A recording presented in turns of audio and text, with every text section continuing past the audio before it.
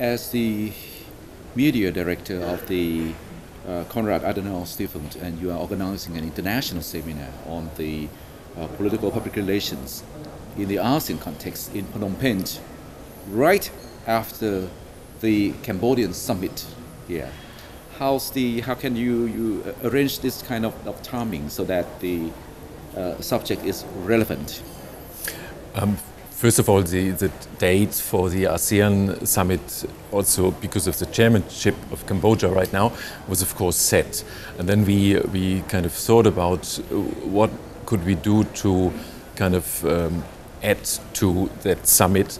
And since ASEAN does have the regional approach, trying to foster, trying to enhance mutual understanding among the countries, since we have a very similar approach, since we do a lot of international regional conferences, mostly for media representatives, but also for people from the spectrum of public relations and political communication, that was a unique opportunity to organize a small meeting, a small briefing on definitely on a small aspect of the whole ASEAN integration process, but one of the most important aspects of the process about how to reach the hearts and minds of the people in the ASEAN member countries right after the summit finished.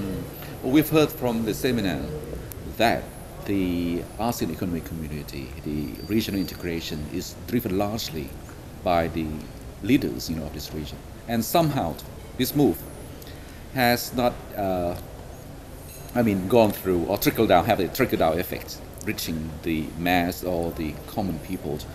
There is a gap there of the understanding of the impact of the integration to the people.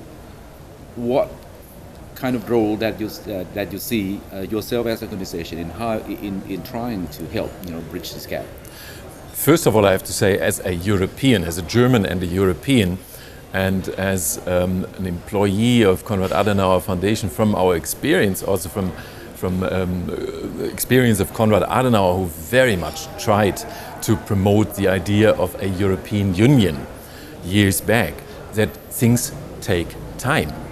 And now we might have the ASEAN already since several decades, but the idea of starting an integration process is not that old. It started less, or it became kind of relevant less than 20 years ago, and they have a long way still to go. Second issue is in general about these kinds of topics, about regional topics and versus national topics, local topics. What do people pay more attention to? And that's also the same in Asia like it is in Europe.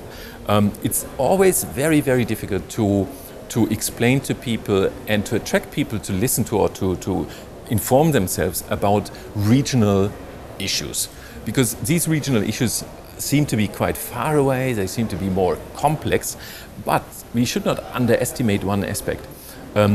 We spoke about how to enhance the media coverage for ASEAN topics. On the other hand, we have to ask, what is ASEAN topics? Is ASEAN topics just speaking about summits or about high-ranking political meetings? I would say that ASEAN topics do cover a much broader aspect, and in many cases people might not even identify these topics as ASEAN topics, although it basically is. Take questions about regional trade agreements, take questions about migration within the region, about contracts to allow more foreign workers in countries, or to ease or facilitate the migration of regional migration of workforces. This is all topics which are related to ASEAN, but they might not appear to be ASEAN, or there might not be an ASEAN logo in it. Our role as a foundation, we try, at least from the media program based here in Asia, what we try to do is capacity building. On the one side for journalists, and on the other side, which is the other side of the coin in a way, for people from the political spectrum, because the journalists need quality, serious, responsible information from the political spectrum, from the spokespersons, from the politicians themselves. On the other side, the journalists have to be trained to understand these issues. Very often, I feel that you can compare coverage of ASEAN topics or of regional topics in general with environmental journalism. In a way, a lot of people, a lot of journalists, or environment affects everybody. People would like to learn more about these kinds of things. But when it comes to the environmental journalism, we see that very many media representatives stick to issues like climate change, stick to bus topics, worldwide bus topics from high-ranking political meetings worldwide. And they sometimes forget that, for example, writing stories about allergies is also related to environment. And that affects everybody. The problem is most of the journalists have to get a certain training to relate issues on the ground to the huge, broad environmental context. And that's the same with ASEAN. Okay. This is what we try to do. But at the same time, you think that the ministers, the senior government officials, and also the leaders have a role to try to reach out more to the public, yes, because they seem to be operating on a different, level, so far away, from the interests of the common people. Yeah, this is also something you wouldn't just find in Asia. I've been based in Latin America for some years. You had the same problem all over, probably also in Europe. As politicians, sometimes you have to motivate politicians to reach out more to people, perhaps also to explain a little bit more, to find ways to reach the hearts and minds of the people, and not just the intellect, not just speak about facts and figures and these kinds of things.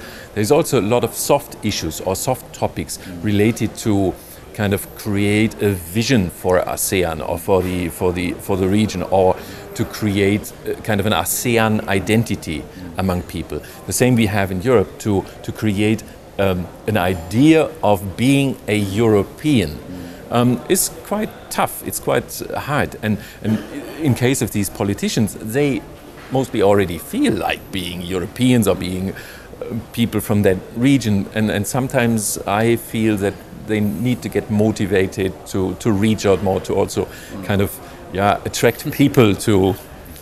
Your media program operates in different countries within this region, and as you go about the different nations, in the ASEAN, do you find any differences or any similarities in the media system or among the media personalities, who cover the ASEAN? What are the obstacles or what are the challenges facing them?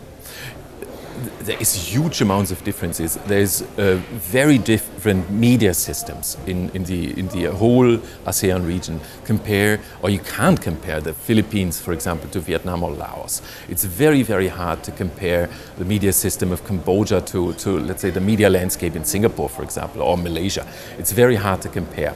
When it comes to how politicians, how media cover these kinds of issues, we find that this also very much depends on how much the countries or the people in these countries, especially, of course, people who play a certain role, feel being affected by the issues. The example Singapore, for example, in case of Singapore as one of the financial hubs worldwide, they have a slightly different approach to ASEAN topics, to the ASEAN integration process than, let's say, a newspaper, of course, in the countryside of Cambodia.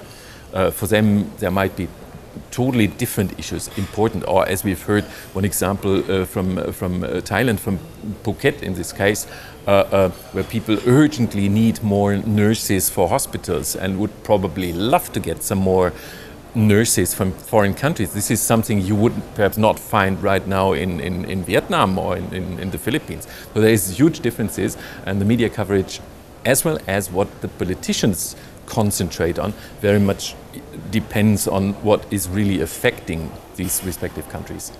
Thank you.